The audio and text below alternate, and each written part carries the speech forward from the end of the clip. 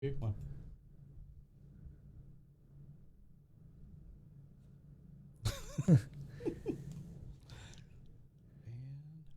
Cassidy, you're late.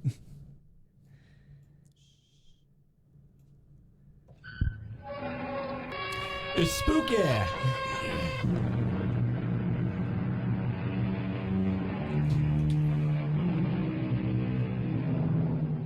Come in. So we have to watch. Welcome.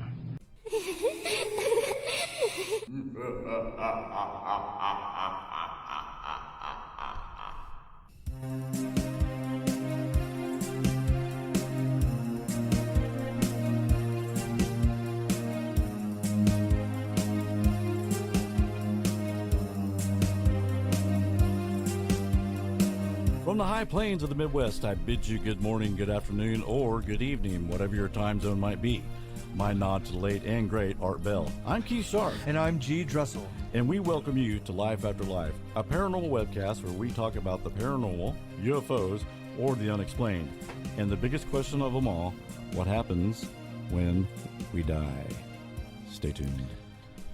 Good evening. Man, we finally made this happen, and it about did not happen. It was scary. That was more scary probably than what we're actually going to talk about this evening. Yeah, my computer, I have an iMac, an old iMac, a 2009 iMac.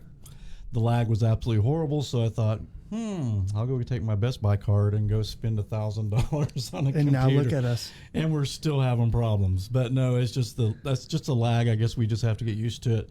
But if you can hear us okay, someone put something in the comments, man, because we can't see you. So, in fact, I don't even know how many people are watching. It doesn't even matter. It really doesn't. But for the people who are here, we appreciate it. We do appreciate it very much, and thanks for joining. And we're going to be doing a lot of this. This one's just, we're not going to have a guest on, but for the most part, we will probably have live guests where you can call in and ask questions. But this is just kind of getting to know me and Garrett and getting to know you guys. And we got a phone number, 205-730-6441. You can call in, tell us about your paranormal experiences. Okay, so I'm going to tell you a little bit about myself. Actually, we're going to do this kind of an interview thing, so it's going to be a little different. Garrett's going to ask me questions, and fire away, Garrett. Well, hey, Kathy Owen. Sorry. Hey, I just wanted to say that what's cool is that actually you and I have spoken with a lot of the people that are going to come on. Not a lot, but a few of them, right? Yep. A number of them, and so are the people that are following us and watching. They have no idea what they're in store for. No, I'm telling you, you guys, we got some great guests coming up. Really, really, really good guests. Dude, the Kathy Nance. The Kathy Nance was, she's unbelievable. And like I said, thank God for her because she saved my ass. Can we say ass on here? So, well, there's one. No bad language. Oh, sorry, Art. That was Art telling everybody no bad language, but it's our deal. So you can. Well, I think my kids are watching, but Kennedy has kind of a bad mouth. Did you know that? She shouldn't be talking. She's 10. She's 10 years old. Yeah, I told you about what kind of parent he is, kidding. Right? She is fantastic. Yeah. She wanted to come tonight, but I didn't want her to get too scared. But she actually is watching, so it'll be good for her. Well, she's heard all this, hadn't she? Some of it. Yeah, some of it. Okay, let me give you guys a little bit of history so you know what's going on here. Garrett over here is my son-in-law. He married my daughter. And Happily. And when he refers to Kennedy, and do you want the names of all your children out there? I don't. That's fine. We'll just say Kennedy. She's one of the many children that he has, and that's my granddaughter. So, and hi, Kennedy, if you're listening, I love you, baby. So, all right, Garrett, go ahead. Fire away. Well, I think the thing that always really intrigued me, Keith, because I'm so cool. Well, you're very cool. Is that when Cass and I my wife, and I very first started dating, I was a bit of a skeptic. And I had come in, this is probably 2009, and kind of witnessed and encountered some things that made me undoubtedly a believer.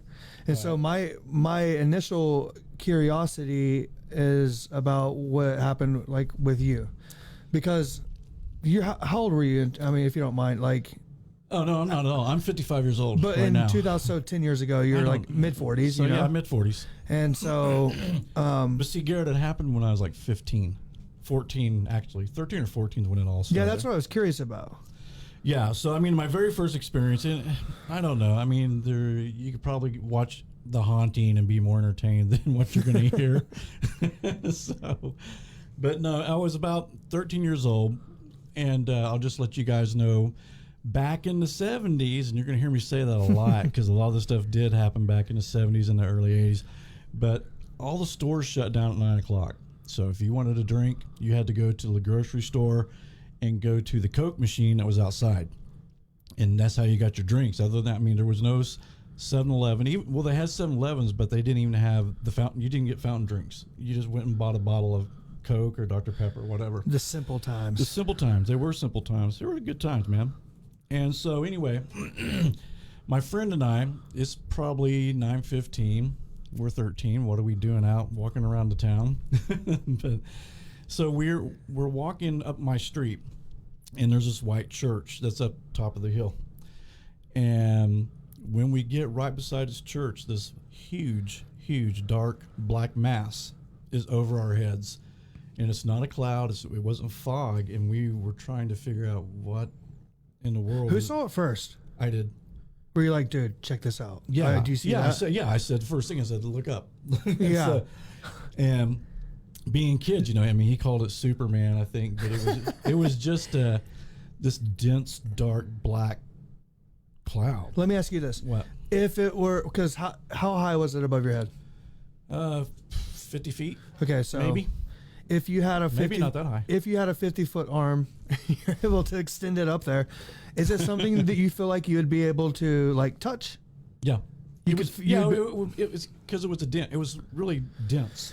Like there was a bunch of matter in this thing, right? So, hey, look, someone just gave us $10. Just teasing. Oh wait, that's YouTube. I got enough gas to make Super it home. chat. Yeah. But anyway, so this thing followed us for a couple of blocks, right? So, and we went, got our Coke, started walking back, uneventful, nothing happened, right?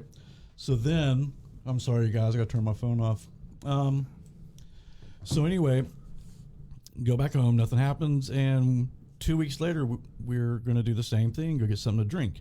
And I just kind of mentioned, I said, wouldn't it be funny if this crazy thing showed up again?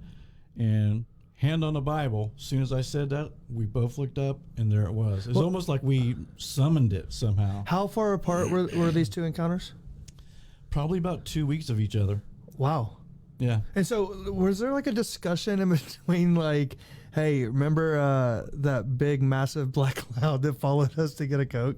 Did you guys like discuss it, or was it like, whatever? Yeah, absolutely. I mean, we talked about it, but it's just, at first I thought it was like a flock of birds, right? You know how you could see a huge flock of birds? But there was no sound of flapping of wings. There was just no sound. It just floated. And can I just say that if it was a large flock of birds at night hovering above your head, that in itself would be quite creepy. Yeah, especially if it's bats. Yeah, that would be even creepier. So it followed you. You feel like you summoned it. So that's the thing is though, I grew up as a Baptist, right? So very strict beliefs. So there was that was of the devil, right? So I wasn't one to play around with Ouija boards, tarot cards, anything weird like that. So how this thing decided to hover above me and my buddy's head, I have no idea. I don't know. And then just once it was over, you just kind of went on with life. And yeah, we talked about it a few times. I mean, 4 or 5 times because it was such a strange event. But I mean, and we tried really to debunk it, to say, well, maybe it was this, maybe it was that. Right, of course. And there was just nothing we could say.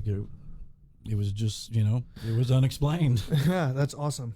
Okay, so moving forward, are we still in the 70s when you have your next kind of encounter, or? Yeah, we're still in the 70s. Wait, did you tell your parents about it, or your sister, or your brother? Or? I told my sister, I think. I never said anything to my mom or dad because I didn't think they'd believe me anyway. Well, and that's kind of something we go into on this podcast, right? And some of the people that we've interviewed so far is kind of that stigma, like that slippery slope or that catch-22 of like, man, I had this experience, but I'm going to go ahead and say it was something else in my mind because I don't feel like telling everybody. And well, and you got to think about, if you're, 12 years old and you're telling your dad you saw this black mass floating above your head, he's not going to believe you. Are you smoking the grass? Yeah, exactly. Are you on the marijuana? But no, so that's, how many, man, all sorts of stuff is going on. Sorry about that, you guys, but this is our first podcast. We'll get better at this, I promise. Good Lord. You're a busy guy. Not really. Okay. I am tonight. That's awesome. But anyway, the next thing to happen, okay, now it goes from paranormal to UFOs. But that could have very well been a UFO, man. And well, when we talk, you don't think so? Well, because I've seen the story I'm getting ready to tell. I saw a UFO, and it didn't look anything like that. Yeah, but we talked to somebody that's. Yeah, there's a belief. There's a belief that paranormal and alien technology is maybe paranormal, a little energy connected. And gravity defying. Yeah, you know what I'm saying? Right. Well, I definitely think sometimes when people see the bright lights and stuff, that not actually their crafts, maybe they're orbs, energy filled. Right. Is kind of what I believe. But if you see a craft, but people seen crafts, and I saw a craft. Right. So. And God, it sounds like I'm lying because this is almost exactly the same scenario. We're going this time. It's my sister. Dude, and me. what if it? Okay, go ahead. Please tell me. Yeah. Please so again, we drank a lot of Coke back in the 70s. So anyway, so my sister and I, she had her driver's license. We drove to, it was called M&W Thrift Mart, and there was a pop machine out there. I say pop machine, Coke machine. It just shows I'm from the South. Yeah. But so we get it. We're leaving the parking lot, and right as we're getting ready to turn, this huge red object appears above the car wash, and it's just hovering. And so I stick my head out the window, actually half my body, because I'm thinking this is a helicopter, but it's not making any noise at all. It's just floating. It's red, and it's a circle, like a circular looking thing, like a sphere. Like a sphere. And so then we turned right, and it started following alongside the car. Now at this point, my sister's getting really scared, and she's thinking, okay, this thing is going to, abduct us and probe us and all this. And because we couldn't, we didn't know what it was. It wasn't an airplane. Did you feel fear or curiosity or both? I felt, as a 12-year-old kid, I felt curiosity. So this is like in the same year. It was so close together. I mean, everything started happening like I said at first, the black mass thing. Then after that, it's just all sorts of different things started happening. You know what it was, right? No. That black mass. I figured it out. What? Reconnaissance mission. Dude, hey, large black mass floating around, getting to know you. Probably scanned your face, took your DNA without you knowing, and then a year later. Hey, Dakin, yes, it was right by the record store. Those two Coke machines that Glenn taught me how to steal Cokes out of. Very good, very good. Yes. But anyway, so yeah, that you're exactly right, Dakin. It was M&W right next to Sunburst Sounds, just my favorite hangout. And I say that, and neither one of these people remember me at all. What city was it in? It was Ponca City, Oklahoma. So anyway, we turn left on our street. Now at this point, I told my sister, I said, look. Step on it. No. I'm just kidding. I said, look, we're going to turn, and this thing's going to go down. It's going to go on. Don't worry about it. Right. Forget about it. So, but we turn, and it turns, and it falls alongside the car.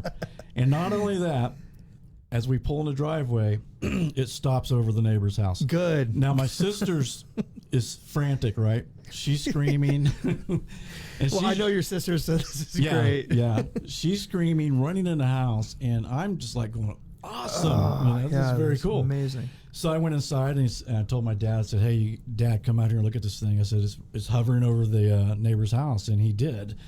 And he wasn't a believer at all. And Grandpa was a scientist. Yeah, Grandpa's a scientist, so he didn't have any idea what it was. But what it would do, this is what was weird about it. And if any of you guys have seen UFOs like this, let me know. It shot down a white light. Now, it didn't hit the ground. It went halfway down and went back up. And it did this about 6 times. And stayed in front of the house for like 15, 20 minutes, and then it left. What shape was the light in? Was it? It was almost like you see in UFO movies, like a pyramid. Was it pretty well defined? Yeah, yeah. And you kept thinking it was going to go all the way down, and it never did. It went halfway, back up. Wait, do I want Maybe it was sucking. Is this the sucking right yard? dogs up. They're like arguing. They're like, "Is this the right yard?" No, it's not. It's not good. No. Yeah. Maybe they're not all that intelligent, right? So, Grandpa sees it. Grandma doesn't see it. Grandma didn't care. Grandma, when he says grandma, he means my mom, and she basically just got off work. She's sitting in her easy chair, and she goes, Get out of here. Get out of here with your UFO. I'm not going out there. And I talked to her twice. Right. Even my dad says something. She's like, I'm tired. Yeah, because that's a pretty significant amount of time for this thing to be over your neighbor's house, which is interesting because they never once came out. No. Nobody My called. dad. No, did. I mean your neighbors though, because this thing's in their backyard. No. And that was the weird thing. We're going to have a guest on. Her name's Amber Lee. I kind of talked to her a little bit about this, but Amber's awesome. Amber's awesome. You guys are going to really enjoy her. Man. I hope Yeah. she's watching. Amber, if you're watching, say hi real quick. Yeah. But this thing was out there 15 minutes, and no one reported this thing. Nobody. Which is interesting because in some of the interviews we've done already, kind of one of the common threads is not the willingness. What is it? The kind of if you're aware of it, your awareness of it, right? So like, yeah, there's a lot of people believe if you're aware of these things or you track these things, you can see it, but other people can't. Right. Until they've experienced it and opened that door in their mind, kind of thing. Yeah. Yeah, I think that might be possible. Man. But yeah, so it, like I said, my dad wasn't about to report it because he was like a director in a laboratory at the hospital. Yeah, right. Absolutely. And he was like, back in the 70s, you were a nut job if you went around talking about. Well, you weren't able that to get on stuff. the internet and kind of check into it either. No. Well, there's no internet. There were Right. no cell phones. You had the library. That's All right. it. Well, time to go to sleep. Yeah. Good night, guys. All right. That's it. Good night. No, so, and then the next thing I had was paranormal. And this is a crazy story as well. We'll get through my stories, and I want you guys to call in and tell me some of yours. But so the next time, this is probably late 70s, 78, 79, something like that. And my family, we just got finished watching a scary movie. And Of course. yeah. And it's the perfect stage for this, right? Right. It's just a great setting stage for this. So the movie ends, and it was almost like they timed to do this. So the movie ends. All of a sudden, we hear the horn honking outside. It's our car. And so we thought, hey, someone breaking in the car. Did a little kid get in there? And we look out there, and not only that, but the lights are going off and on. Now, this is before alarm. There was no such thing as car alarms, in 78. This is like nuts and 79. bolts. The car made out of just Nuts and straight. bolts. Yeah. So the lights are flashing on and off, and the horn is like, honk, honk, constantly going, right? So my dad and I go out there. Ian's sister comes along, and my dad goes to open the door. When he did that, the engine starts to turn over, like going, vroom, vroom, vroom, vroom. There's no keys in the car. Did he, as he's approaching it, does he look back at you and kind of like, should I? Because for me, I'd be like, No. should I touch this? And he just goes for it. No, my He's dad like, was- we got to stop this. No, Dad was a badass. He didn't Yeah. care. Right. Yeah. He's like, I'll take Well, care and of he this. was a super logical. He was a scientist, so he'd be like, logical thinking. It's something's going on. There's a short. I need to Yeah. get in there and I need to sort it out. Yeah, but I mean, so the next thing that happens, he gets the door open, the car's trying to start. Well, he's putting his foot in there, trying to put the brake on, and to stop it if it starts, right? fire starts shooting out of the floorboard of the car where he can't put his foot down Of there course. because his leg would catch on fire. Yeah. God, we are What going in to be put away in a nut house, Garrett. What in the world? No. No, this is all true. I mean, you just didn't share these things. But so the car did end up starting, okay? And it crashed into our garage, knocked the garage door in, did some really bad damage. Now the car had nothing wrong with it because we thought, okay, that had to have been a short, somehow. But there was nothing wrong. And it drove after that. Oh my God! You guys got your garage fixed. We did get the garage fixed, yes. Yeah. And so again, was there like a discussion afterwards? Like, because nowadays I know times are different, right? And I know this. My parents are older, and the way that they grew up. Like nowadays, we would be probably posting about this. We probably have a video. We'd have a video of it. Yeah, we'd be talking about it for weeks. Like, dude, I'm not getting in that car. Yeah, we'd have Right? we'd have exactly, yeah. I'm gonna go ahead and sell this. I'm gonna put this on Facebook Marketplace. Get rid of this. Not tell anybody. Well, we did get rid of it. Did you? eventually. Yeah, Good. We pawned that off on somebody else. Very good. Okay, so do you think? Because I figured out the black mass. Yeah, Just right. throwing that Well, out there. maybe. Amber probably thinks you did. Well, and so, do you think that could have had something to do with the UFO sighting? I don't know. That's where you have to make that connection somehow to the paranormal and aliens.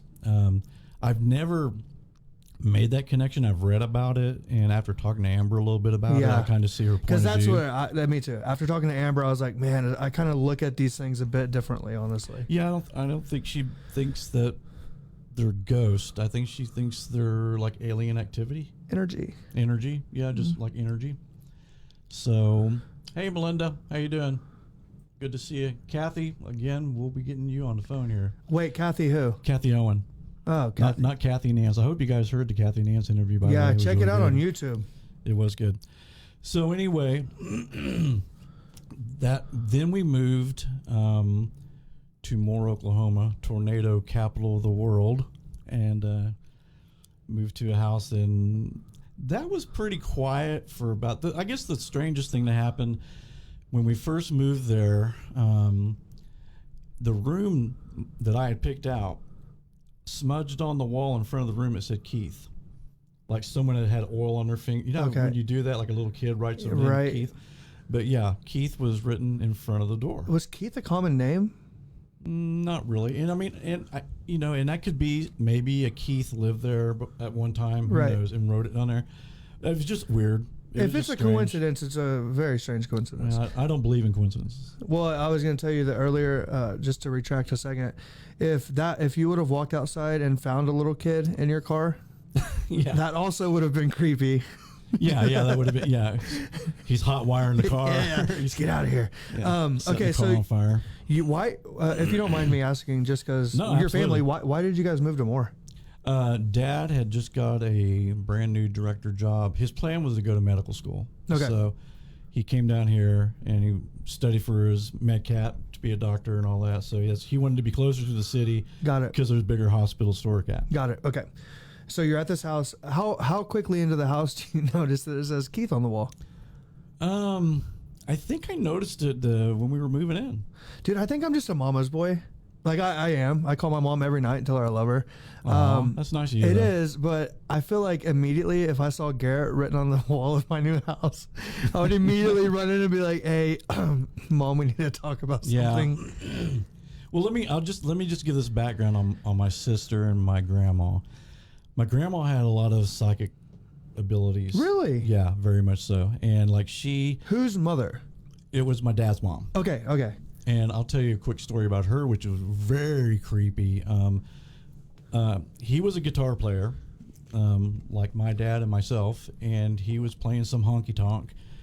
And they were driving home, and I think Grandma says around 2-3 in the morning, and she screams at my grandpa, "Stop the car! We just hit your brother." And he was like, "What are you talking about? We just hit my brother." She was, "I swear we just hit I saw him. He was in front of the car. You hit him." So Grandpa is probably thinking she's out of her mind, right? But he pulls the car over. And They get out, they're looking in a ditch, they're looking all around. There's no body. Grandpa didn't hit anybody. So they go home, and then about 4 hours later, they get a phone call, and Grandpa's brother had been hit and killed by a car. Not by Grandpa. Right, but he had been hit and killed by a car. Holy smokes. So she had a lot of stuff like that. And my sister has kind of that same thing. I think she thinks it's from Satan, though, and is fearful of it. Where some people think it's a gift, and some people think it's evil. Right. Yeah, I think she thinks it's evil. But, and she may have got hers because I remember back in like the early 70s, her playing with Ouija boards, tarot cards, things like that. So who knows if maybe she brought an attachment to the house. Right. And part of that attachment followed me or something. I don't know. But oh, there goes your headphone. But anyway, so that was 81. And so after that, about 2 years, 3 years, it was pretty quiet. I mean, there really wasn't anything going on in the house. And then I had a friend. My dad had taken a job at the medical school in Fort Worth, okay? So he and Mom moved, left me there. Awesome. Bad idea. Great idea. Good idea when you're 17 years old. Mm-hmm. Great idea. But not a great idea. But and he was claiming he had ghosts at his house, right? Right. So he even showed me this picture of his family, and there's this white apparition behind them. And when he moved in, weird stuff started happening. We could be watching TV, and the radio would just come on. And then it got to where it came on so much that we started playing with it, saying, turn it down. And when we said turn it down, it would turn it down. So you started giving it a bit of attention. A little. Because why not? And like we'd say, turn it off. And it would turn off. And it would turn off. Yeah. Because it was like it recognizes me. Right. Okay. So this, just little things would happen in the house. Nothing that was dangerous or, mean-spirited or anything like that. I'd be playing my guitar, and a pick would just come out of the air and hit me in the head a lot of times. That happened a whole lot. Or if I was playing in the bedroom, the door just slammed shut. Like, oh my God. Maybe it's an old man ghost saying, turn it down. Yeah, turn it down. Satan music down. Yeah. But that was the big thing it did with me. Jeez, man. Like I would lose a pick or something, and a pick would just come flying out and hit me in the head, and it's like, oh, there's that pick I was looking for. Hey, maybe it was a helpful spirit. Maybe it was helping you find it. Maybe it was closing the door for acoustics. Yeah, but why did it have to hit me in the head? Yeah, to get your damn attention. It did. Yeah. And then probably the next weird thing that happened was... That takes a lot of energy. I mean, it's moving through the air. Yeah, well, the next story I'm going to tell you, it took a lot of energy to do this. Hey, and is this on the Life Afterlife? Do you mind me asking, or is this on your personal? No, I don't know. You guys tell me. Looks like people stopped watching, Garrett. I'm just teasing. No, but I just had some people asking this. So I was okay. Yeah. Hey, can anybody answer that? Is it on my Keith Sharp page, or is this on the Life After Life group? So I don't know. Let's see. So Gina says no. So when you say no, do you mean it's on Persona? It's on Dakin says it's personal. Okay, so it's on my Keith Sharp page.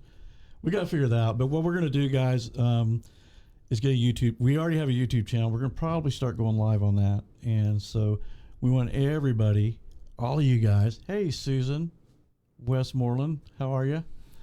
Good to see you. Hadn't talked to you in years. But we want you to go over to the YouTube page. We got like 9 subscribers. Nice. Which is sad. Come on, there's 200 of us here, right? Or members. So every one of you guys, when you get a chance, go to YouTube, go to Life After Life, and hit that subscribe button and hit the like button too.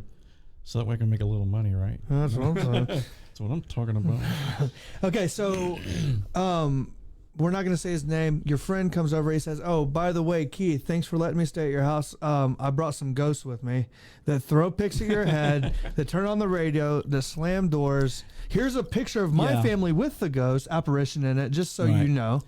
Well, I at that point still I didn't really believe in the paranormal. I thought it was fun as a kid watching scary movies of course. And being scared. But as far as it being a real thing, I mean, even with the car starting by itself, I still thought, okay, that was a short something. Right. You know, I tried to explain it away. The UFO, I just couldn't explain it away. I've never seen anything like that. What in color my was life. it again? It was red.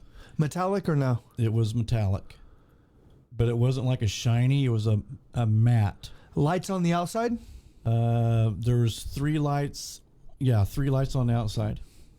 They were definitely scanning your face. I don't know. I don't know what they're doing. Okay, so Anyway, going back.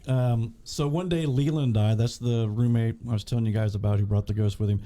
We go. There's a place called Crossroads Mall. I don't know why I'm giving all these landmarks like anybody cares, right? But we come back to the house, and he had this dog named Hooter, and he named it that for a reason. So, and he fed this dog canned dog food. He never fed it dry dog food. So we walk through the door. There is 6 or 7 cans placed in a circle, like almost ceremonial looking, in the living room. was it like a perfect circle? Yeah, pretty much. Was it like the shape of the UFO? Are you now? You're just being smart ass. No, I'm serious. No, I'm trying to tie it in. No, it was in a perfect circle. And but here's what was funny about it. It wasn't the full cans. This thing had got them out of the trash. They were all empty cans. Maybe they can't lift the heavy cans. Those are 16 ounces. That's a whole pound. Yeah. So that man. So yeah, and I looked at him. I'm thinking, come on, Leland, and he's like, Yeah. hey, dude, I was with together. you because he was with you, right? Yeah, he was with me. We both went to Crossroads, and we both walked out together, and we were, it was just me and him. Okay, at some point though, as Garrett experiencing this, I'm like, okay, enough's enough. I got these cans in a circle. What? Did you just clean them up and go on with your life? Like, well, I mean, there was nothing else to do. I didn't have nowhere to go, man. It's just wild, though. No, I mean, yeah. Again, I wasn't scared of it. It was just. But there had to be a look like this. Look at me. You know what I mean? Like, there was a holy shit look. Yeah. Okay. Yeah, because I mean, what was the why? Why was these cans in a circle? I have no idea. I feel like though, like, okay, it's maybe wrote your name, maybe it didn't. The pics flying at your head, the radio turning on, that kind of the door shutting, and it was like, what if I was a time traveler and I'd wrote Keith on the side of the wall? You're giving and then giving myself a clue. Yes, you're giving yourself clues. That's what it is. Right. Okay, problem solved. There we go. Move on. All right, good night. We solved the whole paranormal thing right there. But I mean, it seems as though it's not escalating in a negative way, but it's escalating in a way that maybe it's trying to draw your attention more. Like, yeah, it was very much a practical joker kind of ghost. Yeah, that's cool. That's the kind of ghost you want, right? Yeah. Well, until I moved, and then it got different. But it could have been a different spirit. I know because well, let me continue. Oh yeah, yeah. Please. Okay, so I'm thinking when Leland, when he moved out of the house, I thought, okay, good, this ghost will go with him. This ghost will leave me alone, and I won't have to worry about this anymore. But Leland, you took your ghost with you, right? Okay, good. Yes, yes. I really thought that. I thought, okay, but no, the same stuff started happening after Leland left. So anyway, I got married, moved to an apartment complex, and it was the same thing. Pics flying, hit me in the head. Okay, so nowhere. My wife was in the bathroom one time. She's blow drying her hair, and she walks out and she has this pick in her hand. She goes, "Why did you throw that at me?" And I was like, "I didn't throw it at you." Hey, Spirit's like, yeah, and the Spirit's laughing because I'm getting my ass ringed by my ex-wife. But so yeah, I told her no, man, I didn't do it. Wild. So it was just in light. Also, another thing that used to go on, and again, these could be shorts, but the lamp used to go on and off my bedside lamp all the time. Which is common though, like for houses that are experiencing paranormal activity. Yeah, yeah. Well, I think it's just wanting to get your attention. If the spirit didn't cross over, and I mean, just think of yourself if you were in this place. I don't know if it's dark or what it is, and you didn't cross the light. And you're stuck in this, you're still earthbound. Right. And you're trying to get people's attention because you're like, hey, I'm here. Right. Hey. And then eventually I can see how ghosts would get pissed off and start being and a little bit mean. They would see things like you turning the lights off on and off, and they're like, okay, well, that's the way I'm going to get. Right. And here's the funny thing is, there was a story that you had told when we were very first kind of like brainstorming and going through all this about, and I don't want you to expound upon this right now because we're going to get to it, I think. Okay. It was about flashlights, and that was cool. I hadn't experienced that, but I go home and Cass, my wife, my daughter, yes, she was actually here for that, and I'm hoping she calls in to tell that part of it because that freaked her out, dude. Like, she was like, that was unexplainable. This was like coming from Walmart, like these lights, and like just on command. So, ex-wife's getting hit in the head with picks. Yeah. Did it get worse? It did. From that apartment, we moved to another apartment. This is back in my 20s when you're just struggling financially and you can't afford anything but an apartment. Thank God I left that ghost behind. Oh yeah, and that not only that, man, that was back when the apartments were like $275 a month, Ooh. 300 tops. So, but anyway, so we moved to another the second apartment we moved to. We weren't there that long, and I can't really remember anything happening. After that, I bought a duplex, and I bought that for an investment reason because it was by the college.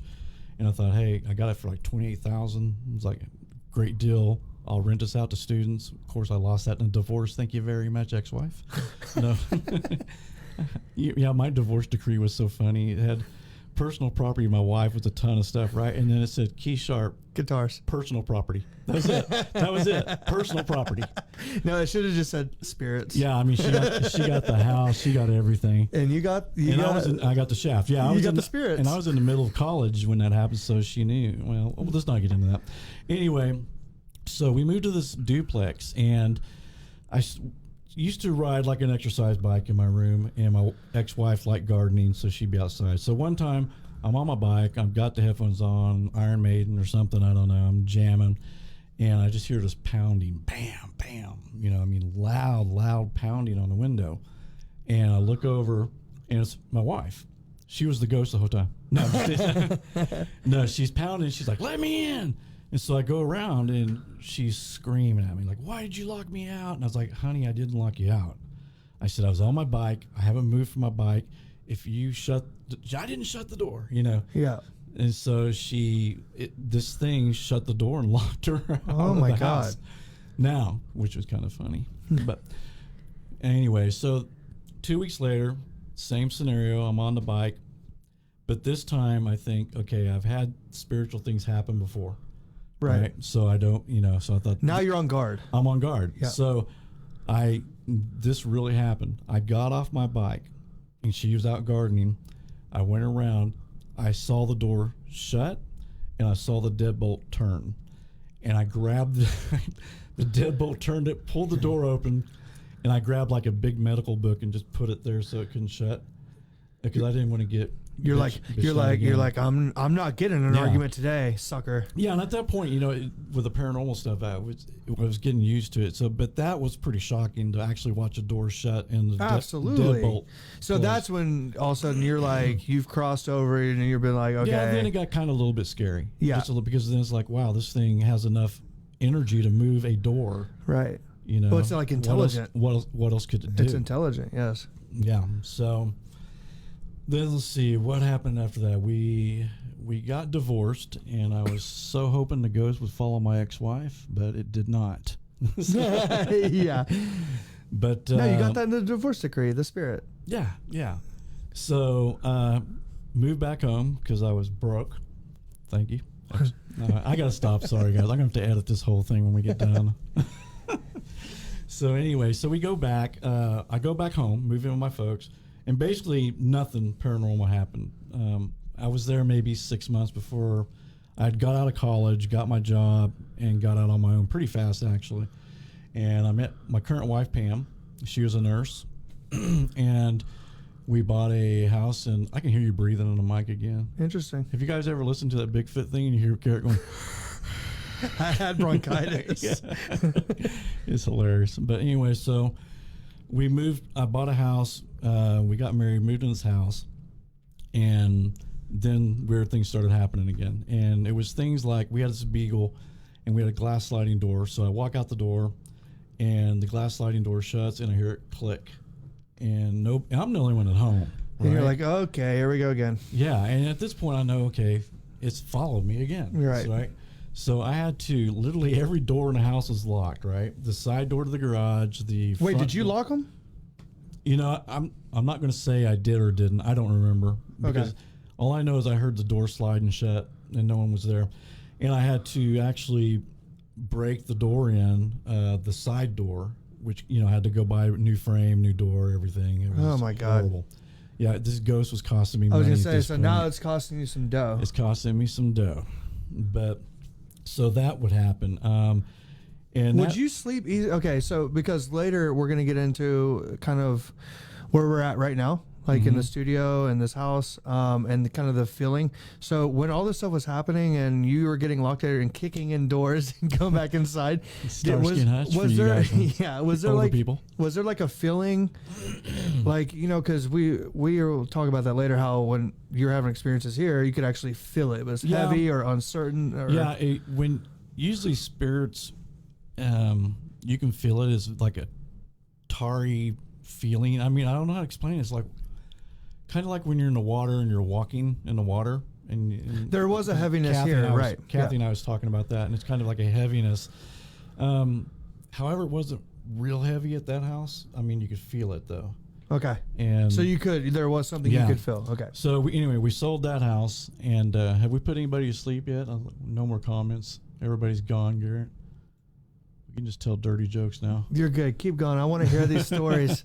They're so good. So anyway, so we sold that house, moved to another house, the current house that we're in here in Mustang, and then all hell broke loose as far as That's weird about things when I was happening. coming into the picture. Well, no, it was years later. It happened but before you got here. yeah.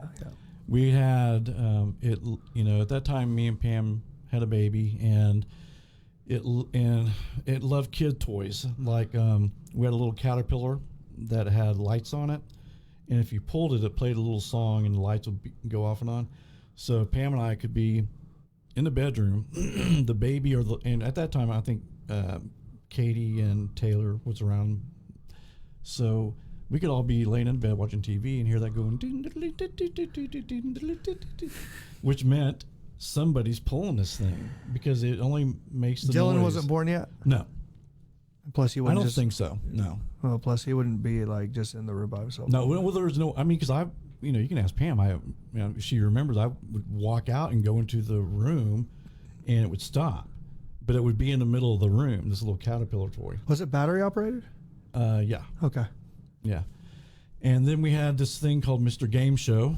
Which I looked up and it is creepy. Like, why? for you guys oh my in the- God! Look it yeah. up, please. For you guys, It's terrifying, dude. For you guys who don't, this is back in the early '90s. There was this thing called Mr. Game Show. He was this little dude he's about a foot tall, actually. Jeez, it was that tall. Yeah, it was big. I thought it was like. No. He Oh was my a foot tall, and he moved, and his mouth moved, and he would say, Why? "It's Mr. Game Show. It's time to play." You know, and it would ask you questions. You had these cards and whatnot. Well, Pam and I, we had it sitting like on a TV table, right? And so we'd just be watching TV, and all of a sudden this thing would go, "It's Mr. Game Show." Oh And my God, no. Yeah, that I happened. probably would have walked over and just stomped on it. I felt like it, Killed but it. again, I kept wanting to debunk it, going, okay, it's electronics. Right. It's electronics. Right. It's just going off. Well, and right? isn't that the problem with like nowadays too? Like electronics, it could be like a number of things. Yeah. That's what's so creepy about the car catching on fire, is that like in that time it wasn't so electronic, technical and electronics. The only reason I feel like I couldn't debunk it was because it wasn't just that toy. Right. If it had been one toy that had been going off, then that's one thing. But when I have multiple electronic devices Right. that are just Well, going because off. didn't the guitar go like play on its own too? Yeah. I was getting to that, but you just blew that. Well, one. no, I just So- I've heard of it, and so, because that is something that doesn't have. Yeah, we were in the. That's an acoustic guitar, right? Yeah, we were in the living room watching a movie, and we heard I bought my son a little guitar, and all of a sudden, out of the blue, it starts going bling, bling, bling, bling, and yeah, it's playing by itself. Nobody's in the room because we're all in the living room. Did everybody hear it? I mean, did you and Pam? Did Pam hear it? Yeah, everybody heard it, and then Dylan, there's one time Pam and I went to the store. Dylan's fishing pole flew off the wall into the middle of the floor, or fell off or something. And I think the guitar played again, and it shook him up a lot. It scared him. I'm sure. Well, and did Mr. Game Show just go off once, or was it? Mr. Game Show got thrown in the trash, is what Mr. Okay, Game good. Show got. But did it go off more than once? Oh, yeah. Oh, yeah. It just was going off. Yeah, you could be sleeping at 3 a.m. Hey, it's time to play Mr. Game Show. No. And the mouth moved, No. and the arms are Stop. moving. Yeah, it was creepy. Stop. It's so bad. It was horrible. So, let's see. So I'm trying to think of other really scary things. Before I get to the really scary stuff, but what was the other thing you just said that I said you blew it? The guitar. Okay, yeah. Right. Yeah, so we talked about that. Okay, so now let's go to about 2004, 2005. I'm addicted to these ghost hunter. All of a sudden we had this huge paranormal Surge. outbreak of shows coming out. Right. We had Ghost Adventures, the Ghost Hunter guys. Right. Yeah. And they had the K2 meters, and they had the spirit boxes, and I thought that was cool. And I thought, man, it'd be kind of cool to maybe Let's check it out. And check it out, investigate the house, see if I can find whatever is in here, right? Right. So the first thing I bought was the K2 meter, and I bought 3 flashlights, 3 different colored ones. So Dylan actually witnessed this. So we got the red. We learned this on Ghost Hunters, right? Right. So you got a red flashlight, a purple, and a green. And you turn them just barely enough so that if there is any energy, they can turn the light on you asked for and turn it back off. Right. So we would say, okay, turn the red one on. And by the way, this makes me sound like a horrible parent, right? No. It makes you a great parent. I'm letting my kid, hey, let's get him involved in this paranormal stuff. But no, so I say, turn the red flashlight on, and the red flashlight would go on. And I say, turn it off, it'd go back off. I could any color, and it was 100% every Cass time. witnessed it, dude. Worked. Yeah. And then the K2 meter, basically I could get in conversations with something, but the only thing with that is you can only ask yes or no, because it's like blink twice for no, once for yes. Don't get me started on the K2. Yeah, because you had that experience. That's the thing. That's the straw that broke the camel's back for me. Yeah, for you, that's what got you. And the made spirit you a box. believer, right? And the spirit box. I was here for that. The spirit K2 box plus the spirit box in your room was one thing. The K2 in my house with Larry and my wife was a whole other thing, and both were equally. Yeah, it was bad. Well, you saw shadow people, but we'll get to that. Oh in a minute. yeah. So anyway, I got involved with these devices, and I would communicate with spirits all the time in the house with just my spirit box, or not spirit box, but the K2 meter. Well, then I bought the spirit box, and basically it's a radio that someone hacked, and they went in there. It scans radio frequencies at 100 to 200 milliseconds. So that if you get a sentence, it wasn't a disc jockey or anything like that. It's basically just white noise, like that. Right. And so if you get like someone answering a question where there's more than 2 or 3 words, then you know, okay, this was not a DJ. So it's just going to be a word. Right. Or it would be a word or a sentence. Oh, okay. So it could be a sentence. Yeah, a lot of times it was sentences. You got sentences? Yeah, I'm getting to that. Okay. Yeah, because the first. Oh, okay. Okay, that is a sentence. He didn't do well in grammar, folks. No, that is a sentence. Okay. But no, anyway, so I got the spirit box, and the first thing, I would just say, is there any spirits here? And all I would hear most of the time was help us, please help us. And which was frightening on its own, because first of all, how do I help you guys? I don't know what to do. Well, you're new to it. Yeah, I've just been watching the ghost shows, man. Yeah. All I do is turn it on and off, but so I would hear different voices, like these people are actually stuck in between, and they'd be saying, "Help us, help." And so I read a book. Were you just like when you very first heard that? It was creepy, and it creeped me out a little bit. Did your eyes go like this? No, not really. Mine would have. The kinda, but. So anyway, using that, I read a book called Helping Ghosts by a guy named Lewis Charles. And basically he would take his spirit box, he'd go to places where he knew spirits were, or he would pick up spirits, and he would help these spirits cross over. Like he would meditate on a light for them and ask them, hey, do you see a light? And if they said yes, then he'd say, well, go. That's awesome. Go to it. Now, a lot of the spirits were afraid to go to the light, and the reason being is because they may have not been a real nice person while they were here. Right. So they thought the light represented to them, that's where I'm going to get thrown into hell, or that's Right. where I'm going to get judged. At least being in this in between, I'm still here. Safe, right. So I think it was a lot of them. So I would start doing that. I'd try to help them. I'd say, I'd ask them, do you see a light? Sometimes they said no. And so I actually started talking with this author. Him and I would email each other, and I'd say, well, what do I do if they don't see a light? And he What said, was his answer? his answer was meditate, create a light for them. Awesome. And create that light for them, and then let them go. And there would be sometimes, man, it'd be weird. You would hear like a quick conversation between two spirits talking to each other. Don't do it. Don't do it. Yeah, well, that was one of them. Yeah. It was like when I was trying to cross this one spirit, I heard another spirit say, "Don't go, don't go," and Oh, man. and so the spirit crossed, and now the spirit's here by himself, right? Oh, he went. Yeah. Well, he didn't say that. He just said, Yeah, don't, he yeah. just said, don't, I heard him Oh, go, man, don't go, that's- don't go, and the spirit went, and hopefully that spirit went as well. Okay, so then Jeez. I decided to go. This is, I don't know, several weeks later. I decided to go out in the garage, And you're excited at this point. yeah, man, I couldn't wait to get off work because I'm actually talking to people Right. who are dead. Absolutely. And I'm getting intelligent answers from them on this device. I mean, they're answering my questions. One device, one of which is pretty just ordinary. What, the The K2? K2. Yeah, yeah. And you're getting But the spirit box is more, it's more exciting to work with just because Well, of course, yeah. they vocalize. And not only, Right, yeah. and you don't get yes or no, you get sentences. Right, you right. know? So anyway, to get back to my story, I was out in the garage and I was doing a session, and I've got it recorded. So I am going to play some, not now, but on a future show, I'll play you this certain voice I picked up. So I'm out there, and and the problem too was you're supposed to say a protective prayer before you do this thing.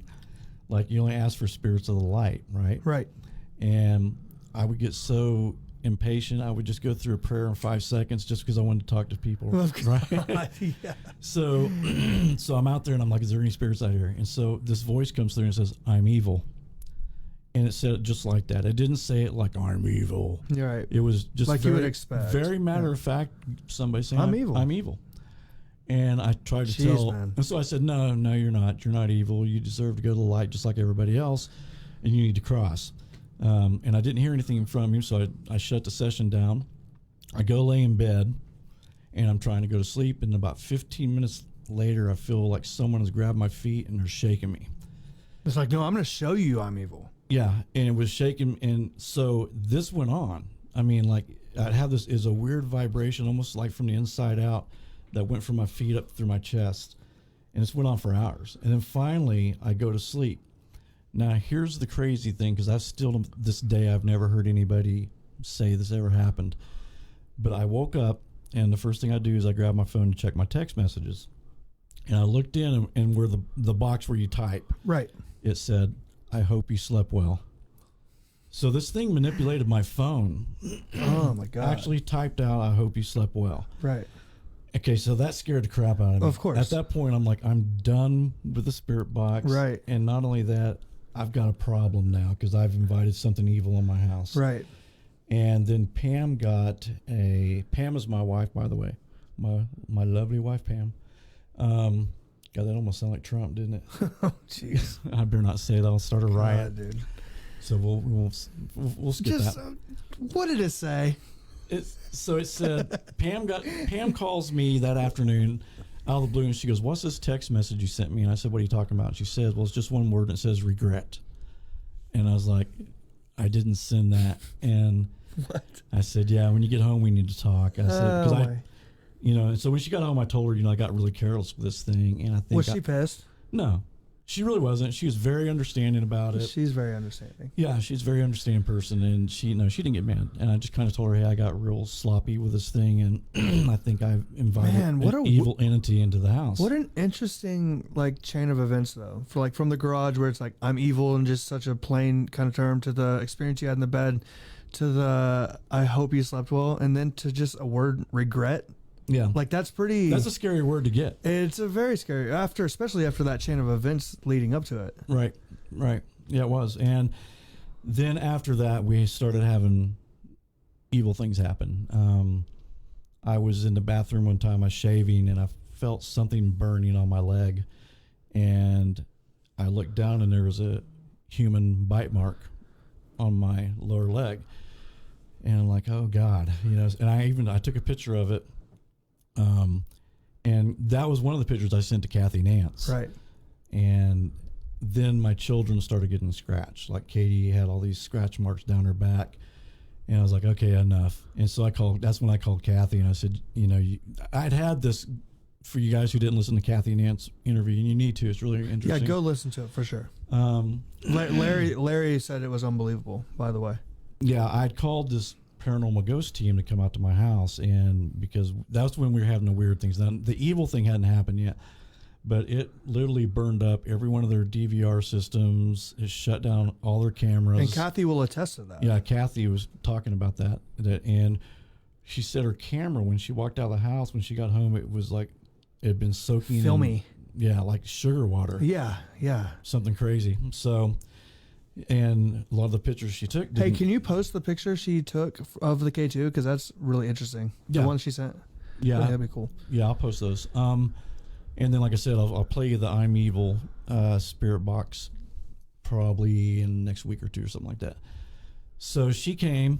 I called her and I said, you got to help me because the last paranormal investigation team came. They gathered their evidence, and when they said, yes, your house is haunted. And I said, what do we do? And they said, well, we don't do anything like that. Yeah, sorry. We were just here to gather evidence. About that. And it's like, well, I knew my house was haunted. I just wanted you to get rid of these things. And thanks for helping us out. Yeah, and they didn't do anything about it. And that was their just to clarify, that was their objective. I'm not saying anything bad about that certain team. That was their objective. That was a lot of objectives back then, as they didn't help the families. They just got gathered evidence and left. But she came and pretty much cleared my house out, and hadn't had anything happen since then. But before that, one thing that was kind of good. I'd walked in the living room about 3 a.m, and hey, are we breaking up? I just got a text message from people saying that we're breaking up real bad. And I wonder if the gain's too much on the microphone. If anybody's left still, if anybody can say yes, let's see. I'm a huge skeptic, but there is. Okay, can anybody answer? I'm sorry, I didn't mean kind of interrupt this thing. But anyway, I'll go ahead and go on. I'll just maybe the gain's too much on. I'm going to pull the gain back on the mics a little bit, and let's see if that helps. Maybe it's not breaking up so bad. Now they'll go, we can't hear you. Come on, man. No, I said Tracy Henry says we hear you just fine. Okay, very good. Then that's somebody's bad phone, maybe. Hopefully, maybe it's a ghost. Maybe they're out in the Ozarks. And that's the thing too, is when I decided I wanted to do a paranormal webcast, I thought maybe this isn't a good idea. Because just talking about it, Cass has expressed also concerns. Yeah. Well, and myself as well. It's just like I don't, after I get my house cleared out, and it's been cleared for a few years now, like the last thing I want is to bring all this stuff back. But I don't know. There's something. I just have a feeling. I'm just not real scared about it. Here's the thing. And I'm not inviting anything either. And when we talked to Kathy, we kind of talked about this, about the great, amazing work she did in the house, and about how the fact that it just feels so much lighter in here. Yeah. Dude, during that time, it was heavy. It was like almost chaotic and intense, even when it wasn't. Nobody could be here, and that feeling would still be inside of you. Yeah. And so... And that's the thing, too, is, hey, Kevin Carlton, what's up? That's the wild man. What's up, K-Man? He used to come out to the house, the house and more. I don't know, Kevin, if you ever had any weird things happen while you were out there, but that house was pretty active. But anyway, the one last thing I was going to share with you guys, and if you want to call in or just put a comment, we'll answer your question. One time I was getting up, it was about 3 a.m, and I was getting a snack, and I was walking through the living room, and the rocking chair was rocking by itself.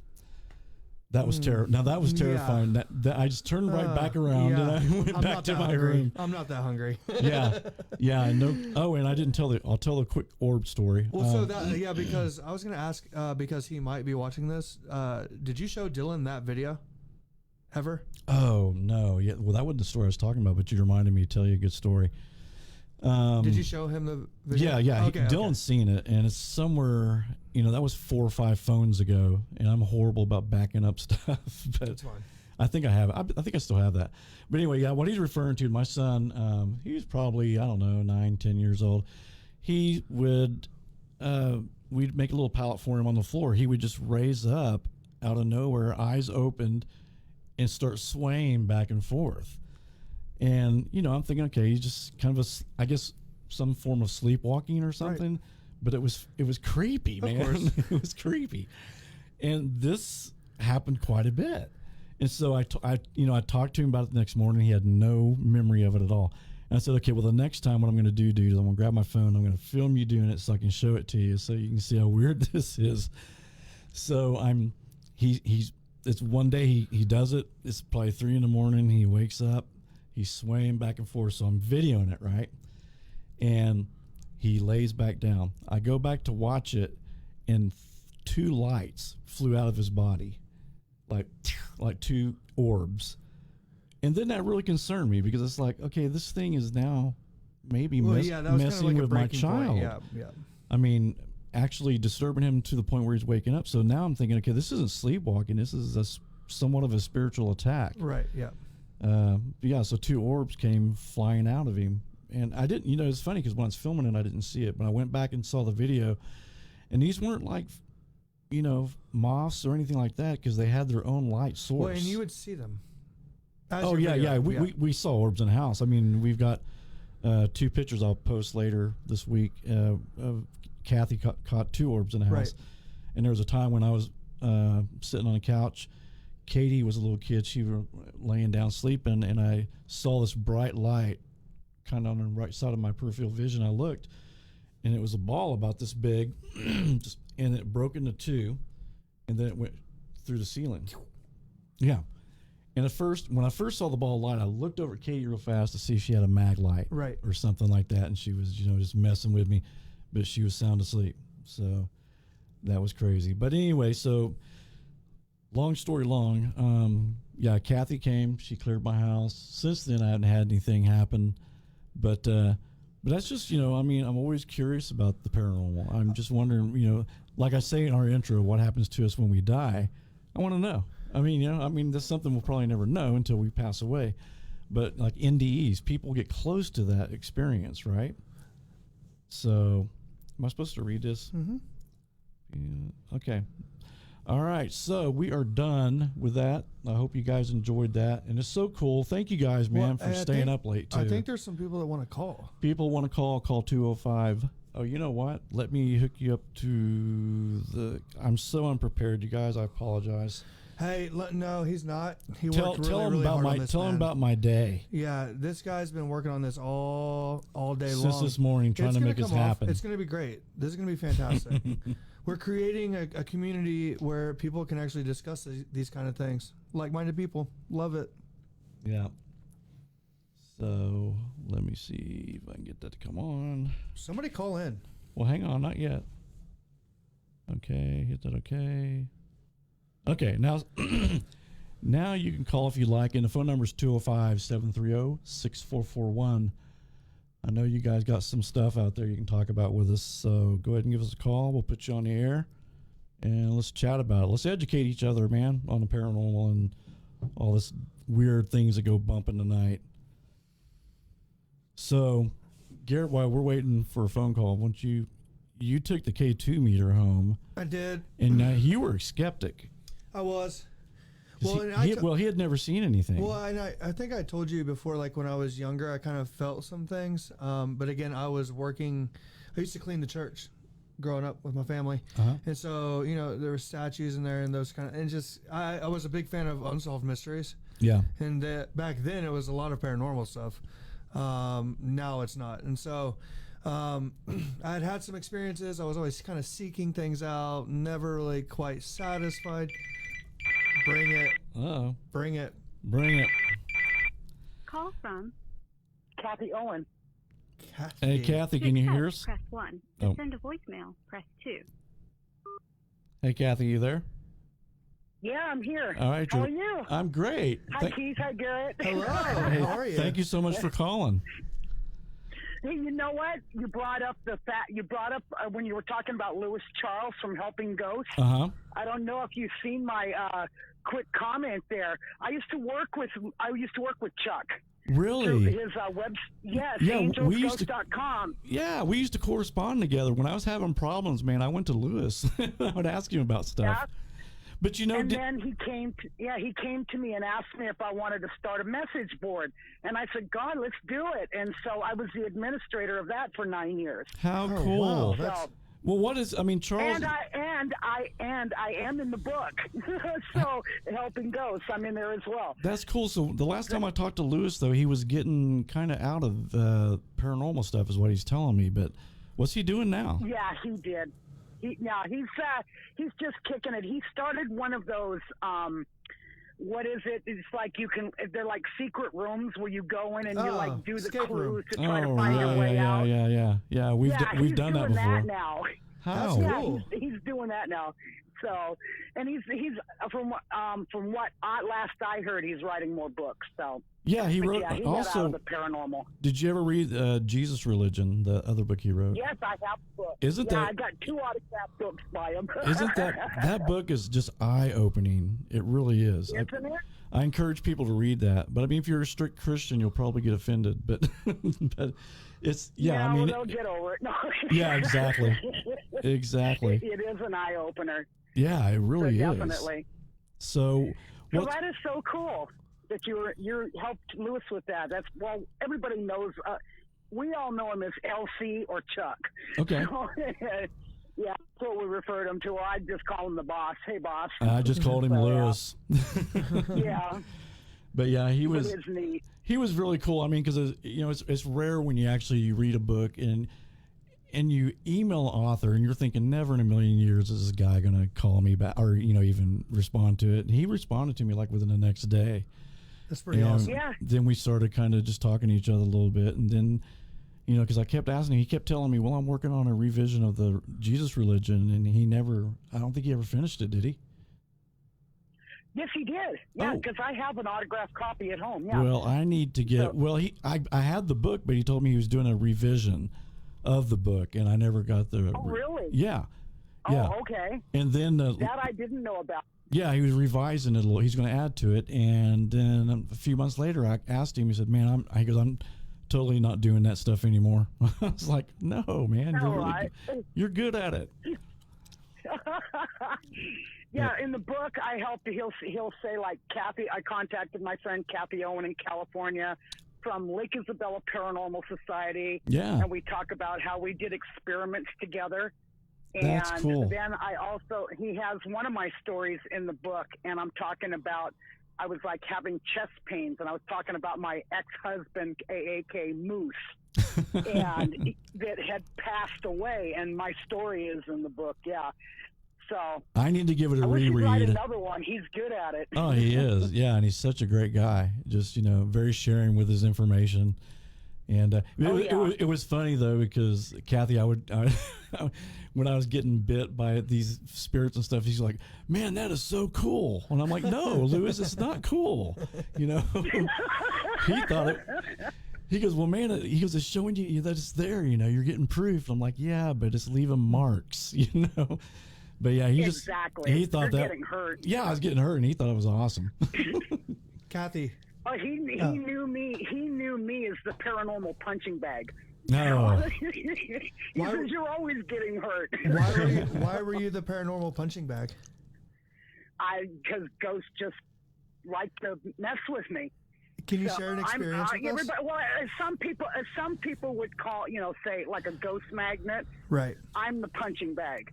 Oh, I've God. been thrown downstairs. I've been pushed downstairs. I was thrown through closet doors. Jeez, Kathy. Oh my God! See, I'm lucky. I've massive. I've been pushed into a bathtub. I got a massive bruise on my leg. So yeah, they just, and I've That's been scary. held down in bed. I just, Oh my God. gosh. That's terrifying.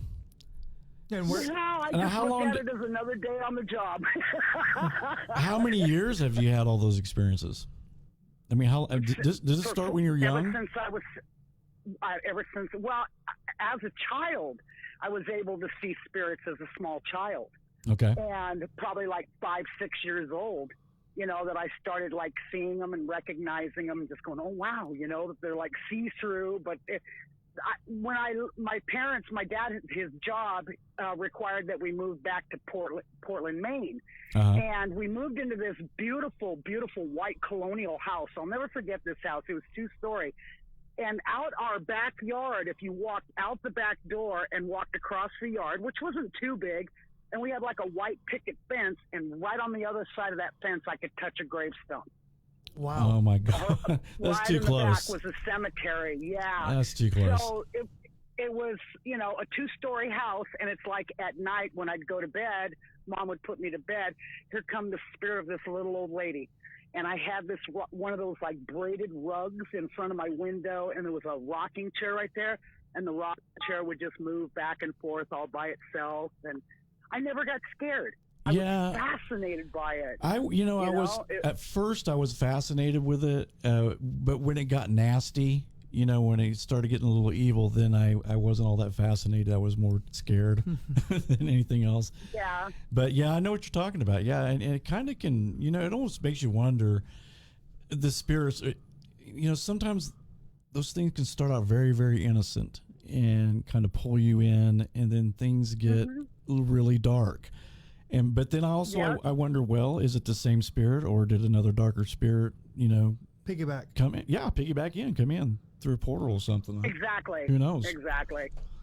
Kathy, do you still have experiences? Oh my gosh. I've been staying here at the Ramada Inn in Medford, Oregon now since Monday, and the hotel's just crawling with them. They're everywhere. Man. And I've been talking to the staff, and I ended up talking to this one of the housekeepers in here, and because I ended up with abilities after my near-death experience. And I started talking to this housekeeper, and I said, there were 3 people that died in the pool, huh? Oh. And she looked at me, and her eyes got really big, and she goes, how did you know that? And I said, well, because I'm a physical medium. And she goes, do you know who they are? And I said, yeah, one is a lady, and the other 2 are small children. One is a boy and one is a girl. And she goes, oh my God, you're kidding. She goes, yes. And she's all looking at me. Yeah. Yeah, and isn't it weird about the NDEs? Yeah. I mean, because Kathy and Ann said the same thing. She's a paranormal investigator that came out to my house. She had like 3 NDEs by the time she was 3 years old. After that experience, then all this crazy stuff started happening to her. Mm-hmm. It's almost like a door gets opened. I've got some abilities that I'm still trying to figure out. I'm just Wow. like, oh my gosh. It's very overpowering at times. Sometimes I can't even sleep at night. I can't even walk outside without seeing spirit. It's just constantly around me. That's scary. I tell everybody, I go, you want to know how many dead people there are? I said, like, since the beginning of time, okay? So, yeah, we're actually surrounded by them, but, we only see a few, Why is some that? people might. I guess it depends on their ability to manifest. Some can manifest, some don't even know how, or some don't even want to bother with, being seen. Right. Yeah. There's thousands of reasons. Right. And, just, like when I communicate with them, I ask them, I go, well, why haven't you gone to the light? And that's the first question I like to ask. If you've had the opportunity to go to the light, why didn't you go? That's be my first question. What do they tell you? Exactly. The most number one excuse that I hear is, one, it has to do with religion. Yeah. It's the number one, and it says the fear of being judged. Yep. That's the number one I hear all the time. Yeah, that was about 100% of the conversations I had with the spirit box with the spirits who didn't cross. They were afraid that if they went to the light that they'd be judged and be sent to hell. Mm-hmm. That's exactly. That's so sad. Mm-hmm. Because I mean, I'm sure Because of what religion has taught them. exactly. The second one I hear quite often is unfinished business. And I tell them, I go, you're dead. What business could you possibly have? I forgot the payment on my car. It's not gonna like you're gonna meet with your coworkers, and sit down and have lunch or whatever. Your business is done with. Yeah. And then the third one I hear is they don't want to leave family behind. Yeah, I can see that. That if they go over, they won't be able to see what their loved ones on Earth are still doing. Well, Kathy, do you think when we cross that we do have that option to come back and like if I wanted to see my great grandchild, I could do that? We can. Yeah, after we we cross. Okay. That's comforting to know. However, my near-death experience was extremely different from a lot of people. A lot of people will say, "Oh, when I crossed over, I seen the light, and oh God, and I seen Jesus, or whatever." And I'm like, "Nah, mine was a lot different, and I'm not afraid to talk about it. Matter of fact, I am now an advocate because of it." Yeah. I committed suicide at 16. Wow. And I took a whole bottle of my dad's heart medication. And man. my mom came home and she found me and she rushed me to the ER. And they had me up on the table, and I was laying there, and I couldn't even feel needles going into me. I couldn't feel anything. Wow. But I could still hear the voices, and I could hear like the heart monitor machine in the background beeping. Mm-hmm. And it started getting really faint, and then my heart just stopped. And when I did that, when my heart stopped, I was like out of my body, and now I'm standing at the foot of my body. I'm standing there looking down at everybody yourself? working on me. Yeah. Huh? You were looking at yourself? I was looking at myself. Yeah. Unbelievable. I was looking down at my dead body. That's a common story. Yeah, and the doctor's got those pads, and he's going clear, and hitting me in the chest, and yeah. And were you scared? I was standing there like in shock. Right. Like you would be, right? Is this the Twilight Zone? Right. Like the Twilight Zone kind of thing, right? We all watched that growing up. Were you aware of why the circumstances that led to you being on that table, or were you just in shock? Does that make sense? Basically in shock. Yeah. Yeah, because what did it feel like, Kathy? When actually you were dead? What did it feel like? I felt no pain. No pain? There was no pain. But you still had emotions, right? I had no emotions. No, really? I had no emotions. Wow. I didn't. What about love for your family or anything like that? Not until I was taken over. Okay. While I was standing there looking at my body, I had no pain, no emotions. I was just standing there with my mouth just hanging open, like going, wow. Like, what just happened? That makes sense. Yeah. Wow. And then I was tapped on my left shoulder, and I turned to look, and I was gone. What? And I was shot into the most darkest realm. I can't even begin to describe how black it was. When I was in there, it didn't even look like there were floors, walls, or no ceiling. You were just in space? There was no... Huh? It was like you were just in a black space. Yeah, a black space.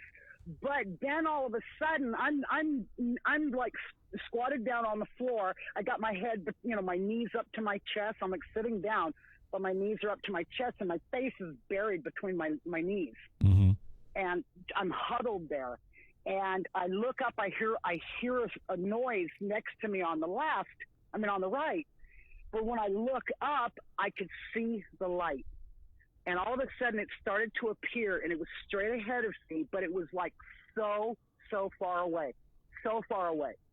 And there was no way I could have gotten to it. I couldn't even, I just seen the light, the darkness, Right. I probably didn't want to make an attempt to try to walk through it. But this man appeared next to me on the right, and he's standing there in this long, like black leather floor-length coat, and he's got his hair is kind of slicked back, and it's like this light kind of like illuminated him a little bit so I could like see him. Mm-hmm. And he's standing there like if he's rolling something in his fingers, like he's playing with something. He keeps looking down at it, and then he's looking over at me, and he said, "This wasn't what you wanted to do, was it?" And I said, "No, it was stupid." and I'm scared. now the emotions are coming on. Right. Now the emotions are like, I'm an idiot. Don't let this happen to me. Right? God. And now this is going to be shocking to a lot of people, what I'm about to say. And he said to me, strictly said to me, now I don't know if this was a scare tactic or if he meant it, but he said to me, he goes, suicides do not receive the light. Whoa. And I was like, what? You know, and then he said, life is a gift. It is not for us to take. Yeah. Well, that's heavy. And I was like, That is heavy. oh my God. Yeah, right? Wow. I was like, and well, I'm 16, you know, I'm like, okay. You know, Right. You're just a kid. I know. But it started to sink in like, oh my God, is this going to be my eternity? Is this my hell? You know, and am I going to be stuck here forever? And then it started to sink in. Then it started to really, you know, like, oh my gosh, what did I just do? So I'm sitting there, like I said, huddling. Now I'm starting to cry. And that's when he said to me, and I'll never forget this, he goes, not I or not him. He said, we have work for you to do. Wow. That's and cool. I'm like, whoa. He said, we have work for you to do. And I'm like, all right. And I was sent back. Jeez. I was sent back. But I was in a coma for 32 days. God. Yeah, 32 days. And when I came out of that coma, I had so many machines and tubes and everything in me. And I was in critical care unit. And they had me right next to the nurse's station. My mom and dad were even making my funeral arrangements. Oh, man. They didn't think I was going to come out of it. So, and I did. But when I came out of it, it's like, now you're in ICU or CCU. The only thing you should be hearing are like heart monitors and ventilators. Right. That's the only thing you should be hearing. Nope. It was like standing in a crowded room and everybody was talking at once. So immediately. Wow. Immediately, I was hearing the voices of the dead. Immediately. So it's like, where's all these people? Why is everybody talking? Where's all these voices coming from? Immediately. And like I said, it was like being at a party and everybody's all talking at once. Right. It's like, oh my God. And did you know weird. Did you know what work you had to do? Was it clear at that moment? Yes. No, it took me a while. Okay. It took me a while to realize what I was, because when I got home, it's like now all these gifts are starting to show up, these abilities. Right. Yeah. And not only can hear them, now I can see them. Yeah. And not only that, now I can talk to them. I am not like a psychic that'll see colors or numbers or anything like that. I can have a full-on blown conversation just like I'm talking to you right now. Wow. Just like I'm talking to you, I can have a full-on blown conversation. I can get everything in detail, how they died, what's their name, first name, last name, everything. Can we get Kathy to fly down? And I've proven that. Huh? So I was asking Keith if we could get Kathy to go ahead and fly into Oklahoma City. I know, that'd be awesome. Will you fly in? We'll have you here live sometime. Yeah, that would be cool. What's that? I'm sorry, I didn't hear you guys. No, Garrett was joking around because it'd have to come out of his pocket. He was saying, hey, how about we fly you out here and have you in the studio for a personal interview? I would love to. Yeah. Okay. That would be awesome. Yeah. All right, Garrett, you get on that. All right, I'm gonna work on it. So, was Kathy, nice. what do you suppose? Let me just. Go ahead. I was just going to tell you a really quick story to prove that theory, prove that I can do that. A friend of mine, when I lived up in Lake Isabella, California, a friend of mine passed away. But I didn't know just yet. I was at home. I was managing a mobile home park. He had moved into a big house out somewhere in Squirrel Valley, about 7 miles from me. Mm-hmm. Well, his friend shows up at my door. His friend was Dennis, and he said, Kathy, and I go, hi, Dennis, how are you? And he goes, I had to tell you, he goes, Jim just died. And I said, I know, he's standing right next to you. Oh, my God. He's like, what? And he's like turning, and he's like looking, and I'm like, I said, I know, you want me to get a hold of his brother, right? And he goes, yeah. And I said, don't worry about it, I'll get a hold of Tim. I said, come on, Jim, come on in the house.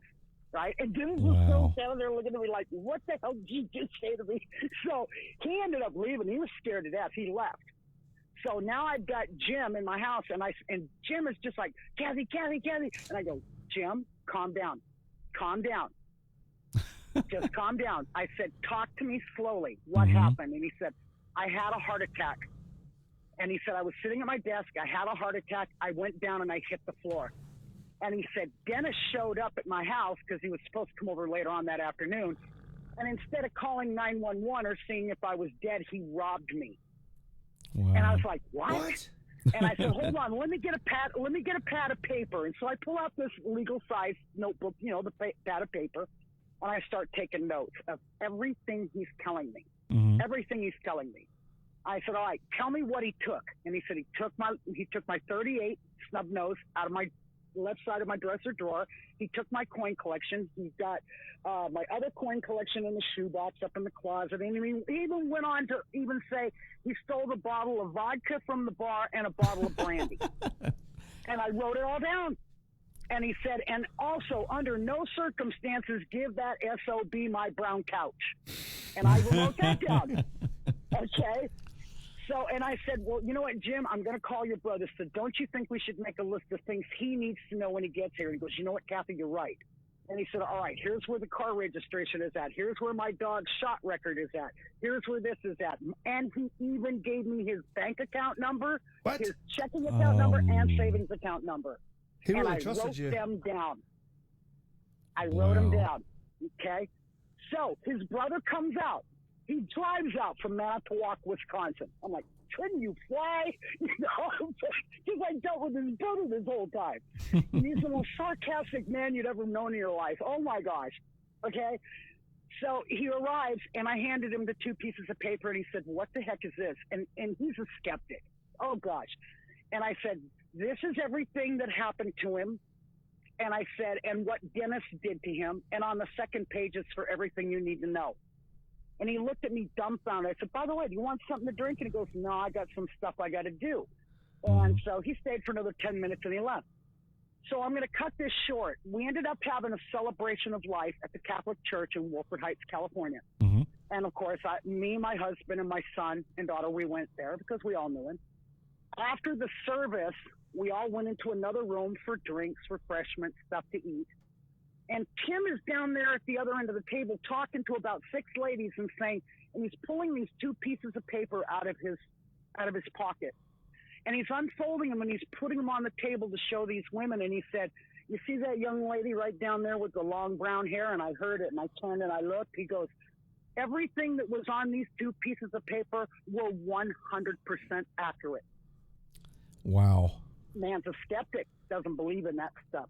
Yeah. That's remarkable. That's unbelievable. Yeah. Well, He what? said it was 100% accurate. Even the checking account and the savings account number were both accurate. So did Jim We cross checked it when he eventually? Huh? Did Jim cross Yes. eventually? Oh, yeah, he did that day. He did that after the service. He Thank just wanted God. to see who was going to show up. He wanted to see who was going to show up. So we're all outside having a cigarette. And, of course, he smoked, too. And he goes, oh, I want one of those so bad. And I said, you can't, right? And then his brother is standing there. And Kim said to me, is he passing me? Is he here? And I said, yeah, he's standing right next to you. And he's like looking. And I go, trust me, Kim, he's there.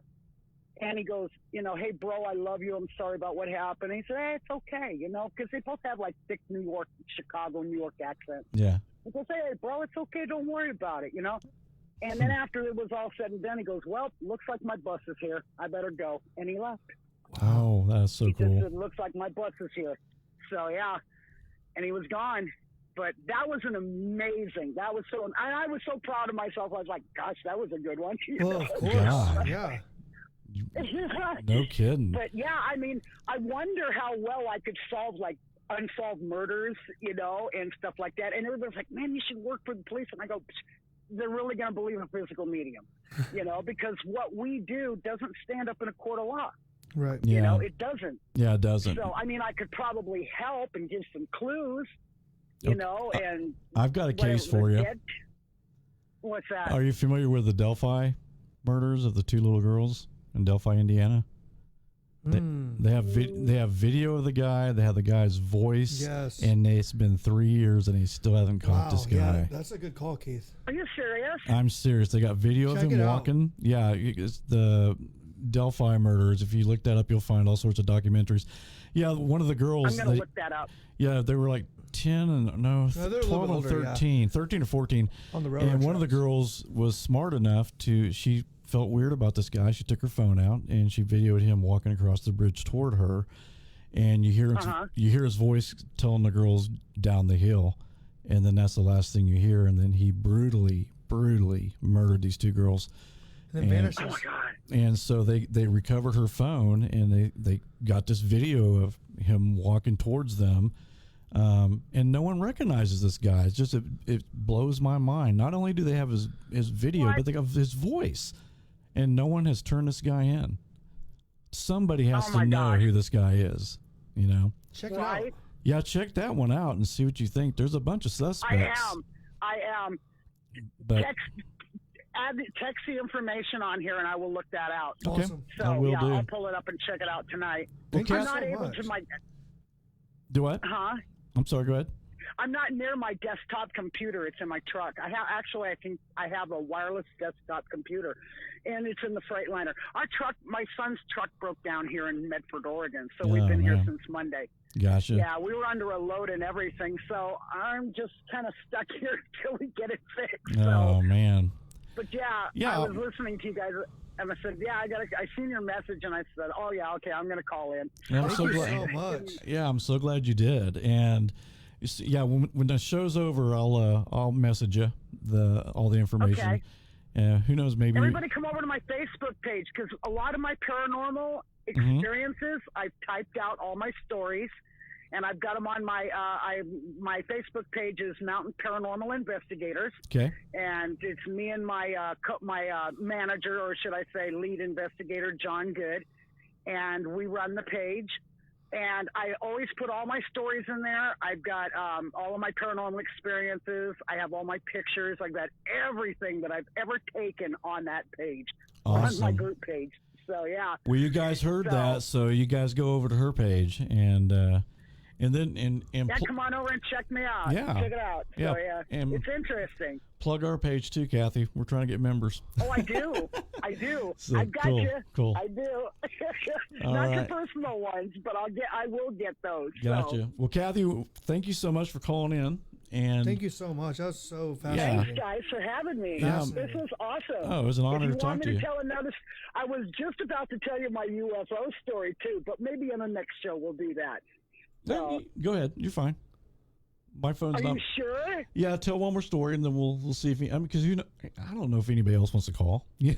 So Tell another story. Let's Yeah. go for it. go right? for it. Go Okay. for it. Let's hear it. All right. My husband and I were 48 state truck drivers, and we picked up a load in Minnesota, and it was a French fry load. It was an Ore-Ride French fry load. It was like 41,000 pounds. Wow. And we were coming through, and we got up to Jackpot, Nevada, and we stopped in there to have dinner. And we were also going to switch because we were team drivers. So when we were going to switch, actually, we weren't married yet. We weren't married yet. We were just team drivers. Anyway, so we get up, we get to Jackpot, we stop in, we have dinner, and then we switch. I'm driving now. We come all the way down Highway 93, I believe it is. It's on the east side of Area 51 in Nevada. Awesome. Okay, and we stopped in Alamo, Nevada, to a little truck stop place so we could refill our thermos and head on the road. So we stopped there, we filled up our thermoses, got back into the truck, and we're heading down the highway. We're on this one long stretch of highway, and I'm driving. My husband at that time, my boyfriend, ended up buying one of those compasses with the suction cup. Right. That you stick on your dash, and there's a little ball that floats in water. You know what I'm talking I remember about. Well, he those. had this thing on the dash. Yeah, he had this dang thing on the dash. And I always used to ridicule him for, get that dumb thing off the dash. Right? So I'm driving, and he's in the passenger seat, and he said, honey, and I go, what? And he goes, look at the compass. And I'm driving, and I'm looking at this compass, and this compass is spinning like crazy. But it's counterclockwise. And it was spinning like mad. And I was like, what? what's going on? And then all of a sudden, the instrument panels on the truck, inside the truck, started flickering. And he's like, oh, no. And we started looking out the windows. We're like, I can't look too much because I'm driving, okay? And it was a full moon night, just like tonight. It was the full moon was out. And if it wasn't for the full moon, we would have never seen the desert. We would have never seen anything. Right. So my husband's looking out the passenger window, and he goes, oh, God. And I go, what? And he goes, honey, can you see this? Oh, and he's starting to panic. Now, come on, my husband's 6 foot tall, 300 pounds. I mean, he's a big guy. Right. You can't scare him. He's been in Vietnam, right? He was terrified. And I'm trying to look as I'm driving, and here is this craft following right along the side of our truck. Oh. And it was probably about maybe 4 to 5 feet off the ground, skimming along with us. Okay. Wow, 4 to 5 feet off the ground? Yeah, 4 to 5 feet off the ground. Oh my God. Okay. It was a black triangle, but not like it wasn't flat. It was like an actual triangle. Mm-hmm. But it had more of a point out front, and the back was more kind of flat. If it wasn't for the full moon, we would have never seen it because this thing was a shiny black metallic. It had no lights. It had no engine sound. It didn't even hum. Wow. It wasn't making any sound, but it was making moves that none of our aircraft make. It was doing it within a split second, just moving that fast, but still skimming right along the side of our truck. Wow. Do you know where Pahrump is? And I mean, do you know where Pahrump, Nevada is? Yeah, my mom lives in Pahrump, Nevada. Okay, the UFO you just described, Art Bell saw the same thing. Art Bell said it was triangle. Really, Art Bell did, huh? Yeah, Art said it was a triangle. It hovered. I mean, it was very low to the ground, kind of like you described, over his car. Yeah. Wow. So it sounds like you saw the exact same UFO that Art Bell saw. Yeah. Wow. And that's in Nevada. So. Yeah, in Nevada, but this was on the east side of Area 51. Okay. So, I mean, I know there's the west side. On the west side, there's like Beatty, Nevada, and I've been to Beatty, Nevada. But we were on the east side. We were taking this load into Las Vegas. Mm-hmm. But it followed us. I can't even begin to tell you because all of a sudden we lost track of time. It's almost like we kind of like you were abducted. I'm not going to say blackout. Because I'm behind the wheel of a big vehicle, and I know we didn't black out, but it's like all of a sudden it's like we snapped too. Yep.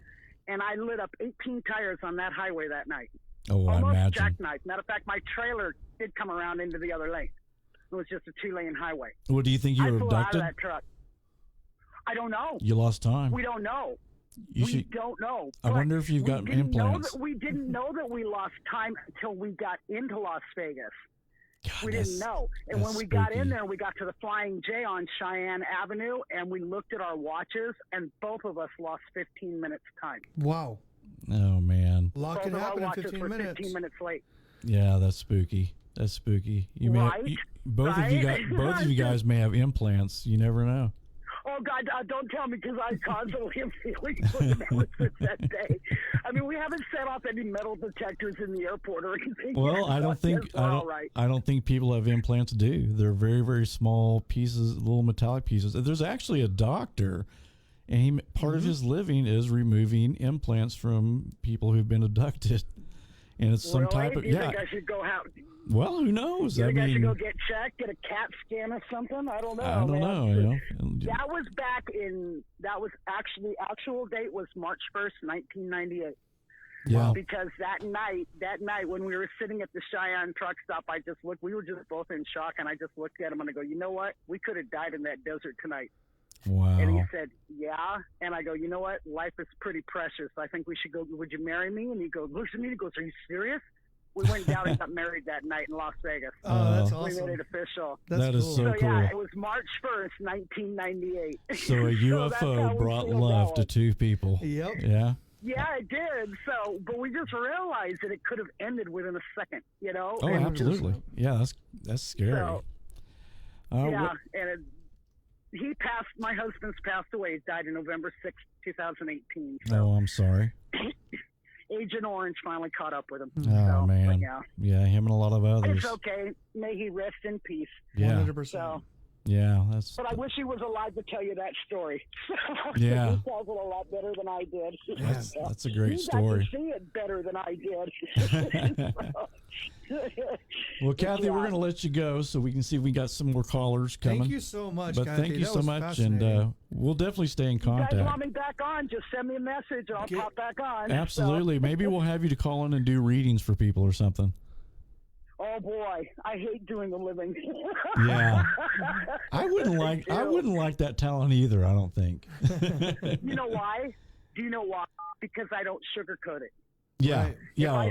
If I see skeletons in your closet, you're gonna know. No. So, yeah, I don't, and that's why I hate doing personal Well, readings. you better not talk to Garrett then.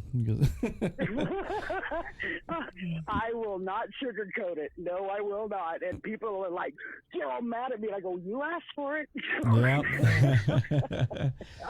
Well, Kathy, you have a great evening, and thank you again for calling. And we'll talk to you soon. And thanks, I'll get you guys. that Delphi information after the show. Okay. Enjoy the West Coast. Please do, and let me see what I can pull up. Yeah, absolutely. All right. Well, good night, Kathy. Good night. All right, good night, you guys. Have a great one. You Bye. too. Bye-bye. Thank you. All right, Kathy Owens. How about That that? was fascinating. That was holy cow. Dude, the Art Bell thing. That's Yeah, the very same UFO Art Bell described triangle. It flew very low. It defied gravity. It was floating. wow. And I think he said it was as big as a football field. I mean, it was huge. Was it Larry's Yeah. blimp? No, although Art Bell did bring up Larry's blimp. Yeah. That is true. So if anybody wants to call, Do it now. 205-730-6441. We're probably going to wrap things up about midnight. So give you a chance to call. If you got something crazy to tell us that want to share with us, go ahead and give us a call. Again, 205-730-6441. So that was wild. That was great. What if she solved the Delphi? What if she's going to solve the Delphi murders? Please do, man, for those families. Yeah, I mean, how That's horrible. a horrible situation. How horrible is that? I mean, two little girls just butchered. And you know, Well, it's crazy. It's been on Dr. Phil. I mean, it's been like widely talked about, and spoken about. Yeah, and it makes the police not look so good. I mean, when Right. you've got video of the guy walking, and you've got not only that, you got his voice. They on do it. have suspects, though, right? Oh, they got many, but they can't Do they tie have anybody to DNA? it. They won't say. But I think they must have, because there's a couple of guys who do videos just exclusively on Delphi. And Hit it. hey, we got, looks like Larry might be on. Call from Larry. Hey, Larry, you're on the air. Good morning. Good morning. Good morning. It's morning where Larry's at. Yeah, your phone sounds much better than it did the other night. You were really upset about it. Where you at? You don't have to. You don't have I'm to actually in Virginia. Oh, okay, good. Well, I was gonna say you don't have to disclose that kind of information because we know you still work for the government on some certain projects. Yeah, can we say that you worked at Area 52? Yeah, sure. I mean, that's true. Yeah, he did work at Area 52, which I heard a lot of rumors about Area 52 as well, as I've heard a lot. Keith, have you looked up a lot of the conspiracy theories about it? Not really. The only thing I know about Area 52. You should dig into it a little bit. It's interesting. So when you were out, You know, they did a little bit of radiation testing out there too, because they did a lot of atomic bombs. But also, Dudley is like the biggest chemical depot for the army. So there's like a lot of weird gases and stuff out there. They do a lot of wind dispersion tests.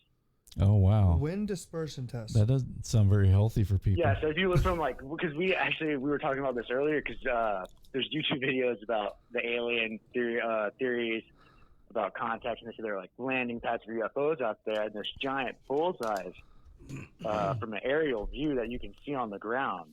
Hey, no, wait a minute. And like it looks cool. No, I was going to say, on Google Earth, if you look up Pahrump, Nevada, now that's where Art Bell lived, there's these, from an aerial view, there's these 3 circles that look like bullseyes. They're just like out in a cornfield or something, or, out in some farmer's land. And I thought, okay, someone must have just put that there, just Right. haha, it's Art Bell, it's UFOs. Yeah. But now you're telling me an aerial view from Area 52 in that area has the same thing? Yeah. And what they were explaining to us, because we asked about them, because we saw it on the YouTube video, and this guy's like, While you were there? some crackpot. Yeah. This is like our third day there. I'm like, oh yeah, I'm already looking up like alien theories. Because it was in the middle of nowhere, you know? And then, they explained it to us as what it was. It's actually a wind dispersion measurement system where they would put it in the middle in each of those bullseyes. They could test like how far the gas would go in the wind. Interesting. I was like, it actually made sense, so convinced me enough, I guess. Yeah, because how far did you have to travel for a taco? Oh my God, dude! There was only thing on post like Subway. That's it. I mean, they're like if you wanted, for a taco. I mean, because he was out in the middle of nowhere. Yeah, and it closed at like 5. You know, and like if you wanted something else, you had to get out of town. Especially if it was gonna snow, you'd be stuck there for a week. Hey, is it okay to talk about the blimp? Well, you just did, Garrett. Hey, I mean, not really, like number-wise. Well, no, but speak about our Bell situation, because Keith calls me the other day and he's like, "Hey, you got to hear this." And it's Art Bell what did he say? speaking about the blimp ravaging through Pennsylvania. Yeah, he was talking about the blimp knocking down power lines. That's common knowledge, dude. That's common knowledge. That was on CNN. Right. Oh yeah, that's amazing. I didn't know he commented on it. Yeah, it was so, dude. Out of all his episodes, I was just listening to this like 3 days ago, and I was talking about. Well, it seems the blimp has got out of control and it's going through Pennsylvania. You have to send me the link to that. Yeah, I will. And I had been telling you about that situation. Yeah, I've been hearing about that story forever. Yeah. And so I'm listening and Art Bell brings it up. System I was the first person to work on that system. Mm-hmm. What happened? Like in the entire army. They couldn't tether it down, right? It got loose. What? I can't tell you all that. Okay. Yeah, some classified. So see, that's the bad thing is we can't even ask Larry if he ever saw alien crafts out there because that's classified stuff. For 90 years. I didn't. I would let it know if I did. Well, all that stuff's I never can say that word right. Compartmentalized. And on a need to know basis, right? What was your security level? Oh, dude, get this. So, on like a normal military base, like if I was going to Fort Sill, you know, all you need to go on that base is your military ID. Okay. Right? Just a standard military ID. Everybody has one. If you're in the Army, you have a military ID. If you're a contractor, you have like a government ID. Right. That's all you need to get on Fort Sill. Wow. On Dugway, you had to have on Dugway, you had to have your military ID, but there's also a Dugway ID, and that thing had like 5 different levels of security. Wow. And I was 2 out of 5. 2 out of 5. Jeez, man. Hey, Larry. I don't know what the other 3 or 4. Because Larry, I even heard like even the president of the United States has a very low clearance. That he doesn't really. I don't know about all that. Yeah. Well, I mean, I don't know. That's what I've heard. I've heard that he really doesn't. Yeah, I don't know. Like UFOs and things like that, they believe he's not on a need to know basis on it. That's the military's business. They'll worry about it. But he's the chief executive officer. Do you believe in UFOs? I would be like, I would be like, I don't want to know. Do you believe in UFOs? Do you Larry? Larry, do you believe in UFOs? In UFOs? Extraterrestrials? Yeah, definitely. Yeah. You better I don't say really have yes. any basis or evidence for that, but I mean, just pure number-wise. Have you watched the Bob Lazar documentary yet? Yeah, absolutely. It's fantastic. My God. Yeah. It's so detailed. It's so detailed that you're like, all right. That guy. This is interesting. That guy, wow. Yeah, I mean, he knew a lot of things before a lot of things were known. Right. Really, I mean, Element But 1. not only that, it's like the credibility is just off the chart. 100%. Yeah. Element 115. You know what I mean? Like, he's not like a normal witness guy. You know what I mean? Right. Yeah, he was there, and you can tell by his description of what he did and things. Like, you know, talking about the time clock that measured the joints of the bones, the bones of the joint. I mean, if he's making it up, it's an unbelievable lie. Yeah, well, but he has a real talent. Yeah, but if you remember, he was talking. Well, I don't know if you remember, but he was talking about that in the 90s, and they just came, in that documentary. The guy found a picture of that time clock that gave you your pass card when you put your hand in that thing. So. everything he said came, the element 115. They thought that was baloney back then. Now they found out there is element 115, and even I think the Russians currently are trying to reproduce element 115. And the Pentagon has now released. Well, and not only that, during that, and I know we brought this up before, but during that Bob Lazar documentary, the FBI is raiding his lab looking for element 115. Which is like the size of this room. Yeah, it's a little bigger. Yeah, it's a little bigger. To the point, though, that he's operating in this tiny little lab, and the FBI just raids the crap out of it. I know. Hey, so you were when you were stationed at Fort Sill, Larry and I went to West Point together, and so we've been close for a lot of years. And then when he was stationed at Fort Sill, he would come visit every weekend. Yeah, I basically lived there for a year. You did. Did you? You never. But I'm like an honorary Jesuit. Yeah, well, of course. But you never. You had the K2 experiences at my house, but did you? I did. Did you sit in on the Spirit Box sessions at Keith's or no? No. Okay. That was before. Like, yeah. I think you guys it cleared out. I think that was like you had just done it because we were talking about it because that's how you had the K2. Right. Mm-hmm. And that, was shortly I think, after he like got rid of it. The thing with the text message just happened with Keith because you were like, "Don't bring it up." Keith still kind of freaked out. Yeah. I was like, don't mention the K2. I was done with the ghost hunting at that point. You're like, yeah, because I was like, dude, did you bring the K2? Because I was like super hyped to use it because I'm a huge skeptic, but I love the shit. Yeah. So I'm like, yeah, absolutely, let's use it. And then I was like, Garrett, talking about the Spirit Box. I'm like, that sounds amazing. Like, let's try that. And he's like, you know what? Let's pass on that. Keith's really freaked out. And what's so crazy, that only piqued my interest anymore. I'm like, oh, that's even cooler. Well, and I told you, Larry, I was like, something happened, but he didn't like tell me exactly what happened. And I really I didn't even really know like why you put that up until recently. Yeah.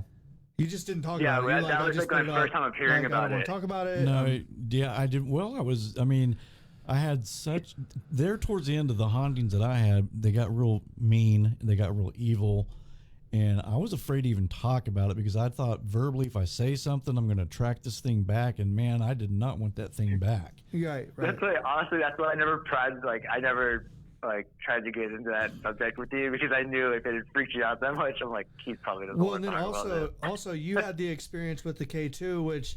Again, I think did. The first time we talked about it, for those of you who don't know what a K2 is, and I think that was like, man, that really, I was a skeptic, but then that solidified was everything, eye-opening. Dude. Yeah, I was like, 2 weekends in a row. It was. Melinda Reed's saying I don't believe in UFOs until I see one. Yeah, and Melinda, I hear you. I didn't believe in them either. I mean, you see ghosts more than you see UFOs, it seems like. Yeah. But yeah, all I know is I know what I saw, but yeah, I hear you. I would love to see a UFO. While you're talking, I'm trying to look at some of these comments so we can interact with these folks. Yeah, absolutely. Well, the thing with the K2, what I was trying to explain, Larry, it was like, I think the thing that was fascinating to you and I was how just simple that device is. And until you hold one in your hand, you can't understand like how simple it is. And so when you have the consistency of answers like we did for, it's like a $10 toy you get from like Dollar Tree. Right? Yeah, and it works for like it's 3 hours at night. Crappy LED lights. Yeah, you just like turn it on and off. That's it. It was unbelievable. Yeah, I just want to say, amazing. I just want to say hi to Christy Storts. I used to work with her. Hey, Christy. I remember Christy. Yeah, I hope you're still around and didn't get bored and leave. So it's funny because you're looking at the comments, it's like the same people. There's like 5 people watching this or something, probably. But it's gonna get bigger, right? Amazing, I love it. Yeah, so Larry, it's gonna get bigger. From the outside looking in, or listening in and looking in, what do you think so far? Pretty good, interesting, intriguing. Oh yeah, it's awesome. Okay, dude, the Kathy Nance interview was fantastic. Thank you. That Seriously, was good. thank you. That meant a lot coming from you. That was really cool, man. Yeah. Yeah, I just listened to it on my way back. Like, it was awesome. She's, I was telling Cass. It was professional. I really, like, the intro and outro case, that's professional. Well done. I wrote the music, by the way. He did. Nice. I love it. Yeah. love it. I wanted something to sound Dude, old I school. was telling Garrett, like, after listening to the Kathy Nance, I really wish, like, can we do a ride along next time, you know? Yeah. You guys can. When she gets the case business back up, yeah. You guys, I'm done. He's retired. Man, I don't I don't want any more ghosts following me home. Because when they come, man, the only thing it's I worry hard to get about, rid of them. yeah, I'm like, yeah. It's hard to get rid of them. And especially like Ouija boards. People, I mean, what I've read is the Ouija board spirits are like super difficult. I've never played with those. Man, and I have, like, just when we were up at West Point, somebody had one, and, you know, we were just like, oh, let's do it. There's a lot of spirits here, you know, the long gray line, and I couldn't buy into it, which is why it probably didn't work. You know, I was trying to, like, move it around and spell. You're just like, this is dumb. So I was spelling stupid words. But speaking of that, there was a lot of, like, hauntings at West Point, though. Yeah. Mm-hmm. Like, tons of, like, ghosts and, like, creepy shit. Well, I was telling Keith, there are actually rooms in barracks that are off limits. Yeah, you can't. They don't put cadets in them because there's been too much problems with it. Hey guys, a lot of active ghost stories. I just want to say, Gina Curtis said, "I'm totally lost," but then it looks like she deleted the comment. But so Gina, what it is Larry is an old friend. I think Garrett mentioned that they went to West Point together. They've been buddies for a long time, and I've known him. I don't know. How long have I known you? About 10 years. 10 years maybe? Yeah, Oh probably. gosh, yeah, probably a decade. Yeah, and both of them had came into my life really about the time all this was going on. So Larry was with Garrett when Garrett went to his house to use the K2 meter, and they had their own experiences. So that's kind of what they're just talking about. Oh, you put no, not that. I'm sorry. You must have been. Are you talking to somebody else, Gina? Is that what it is? Maybe I should just pay attention. But anyway, all right. Well, Larry, we're going to let you go. We're going to give someone else a chance to call. Yes, absolutely. And then we're going to wrap things up. And you guys will be hearing from Larry a lot. So. Yeah, Larry's. Yeah, I'll be around a lot, and whether you like it or not. Your connection sounds so much better, Larry. Yeah, thank you. Oh, awesome. Yeah. Yeah, all right. Yeah, I'm going to start a fan club, and we're going to be called the Sharpies. Oh, perfect. That'll work. Thanks. All right, Larry. Take care, buddy. All right, bye, guys. All right, bye. Bye-bye. Okay, we got time enough. We can take one more call if anybody wants to call in. Call in. Let's go. And you don't even have to be one of our friends. Get one more. We don't bite, promise. We'll be nice to you. And that's another thing I wanted to say, Garrett, to let everybody know that, I mean, for people who have experienced stuff like that and they have no one to go to or talk to, that I want to create a community that's friendly to everybody. And especially because I've went through this and I know what it's like. You know, you don't want to tell your story. And sometimes you do need to tell those stories and get them out because they're traumatic. I mean, you know, when something starts controlling your life and influencing your life like that, it's a very scary feeling. And especially if you got no one to talk to or if you got people telling you you're nuts or crazy, you know, it's no good. So if anybody out there if you never told anybody your story, you're safe here, and I'll protect all our guests. So feel free. Yeah, we'll get rid of trolls, anything like that makes fun of anybody. So, okay, anytime. One more call. Let's go. One more call. We got 2 minutes here. We got 2 minutes before we're going to wrap us up.